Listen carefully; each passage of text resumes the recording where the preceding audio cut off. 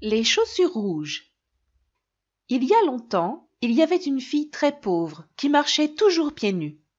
Le jour où sa mère mourut, Karen, car c'était son nom, reçut de madame Cordonnier une paire de chaussures rouges. Les petites chaussures étaient faites de chiffon, mais c'étaient les plus belles chaussures que Karen ait jamais eues. Alors que Karen marchait derrière le cercueil de sa mère dans ses chaussures rouges, un magnifique carrosse passa. La vieille et riche dame dans le carrosse vit Karen marcher et eut pitié d'elle. « Viens vivre avec moi, ma chérie, lui dit-elle. Et c'est ce qui arriva. Karen vint vivre avec la vieille dame et reçut de beaux vêtements neufs. Les chaussures rouges furent jetées, car la vieille dame les trouvait hideuses.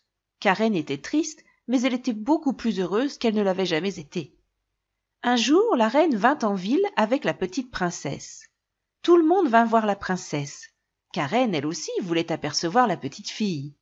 Quand elle vit la princesse debout, elle vit que la petite fille portait de magnifiques chaussures rouges. Elles étaient bien plus belles que les chaussures rouges que Karen avait elle-même en premier. Elle était un peu jalouse. « Si seulement j'avais de telles chaussures, pensait-elle. » Quelques années plus tard, Karen devint en âge d'être acceptée dans l'église. Elle reçut de nouveaux vêtements, spécialement conçus à cet effet. La vieille dame lui permit également de faire de nouvelles chaussures. Chez le cordonnier, Karen vit immédiatement de magnifiques chaussures rouges, exactement comme celles que la princesse avait portées des années auparavant. Karen sut tout de suite qu'elle voulait ces chaussures. La vieille dame n'approuverait jamais, mais comme elle ne voyait plus très bien, Karen décida de les acheter quand même. Le lendemain, Karen traversa l'église avec ses nouvelles chaussures. Tout le monde pouvait voir les chaussures en cuir verni. Ce n'étaient sûrement pas des chaussures que l'on porte à l'église. Pendant ce temps, Karen ne pensait à rien d'autre.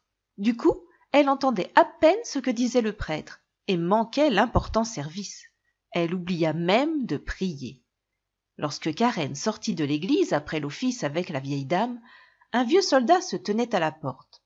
Le soldat regarda les chaussures de Karen et dit « Ce sont des chaussures pour danser, pas pour aller à l'église. » Il tapota la semelle des chaussures. « Elles doivent rester fermement en place pendant la danse. » Immédiatement, Karen eut le sentiment irrépressible qu'elle devait danser.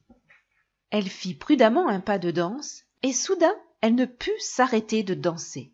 Des spectateurs la firent monter dans le carrosse de la dame, mais même là, elle ne s'arrêta pas de danser. Elle donna même un coup de pied à la vieille dame. Heureusement, on lui enleva les chaussures rouges des pieds et ses jambes se calmèrent. À la maison, les chaussures allèrent directement dans le placard, mais Karen ne pouvait pas les oublier. Quelque temps plus tard, la vieille dame tomba très malade.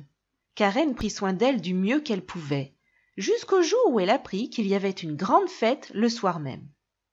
Karen mit ses chaussures rouges et laissa la vieille dame toute seule. Mais dès que Karen fit un pas de danse, les chaussures reprirent le contrôle. Karen ne pouvait pas s'empêcher de danser. Les chaussures la menèrent au plus profond de la forêt sombre. Pendant ce temps, Karen avait peur et était triste. Elle essaya d'enlever les petites chaussures, mais elles étaient complètement collées à ses pieds. Elle regrettait sa décision de laisser la vieille dame seule et se sentait très coupable. Karen dansa jour et nuit, à travers champs et routes, et parfois même à l'autre bout de la ville. Jamais elle ne s'était sentie aussi seule. Un jour, Karen dansa devant la maison du bourreau. « Aide-moi » lui cria-t-elle, et il le fit. Il arracha les chaussures des pieds de Karen et lui fabriqua de magnifiques pieds en bois. Pendant ce temps, les chaussures continuaient à danser en direction de l'horizon.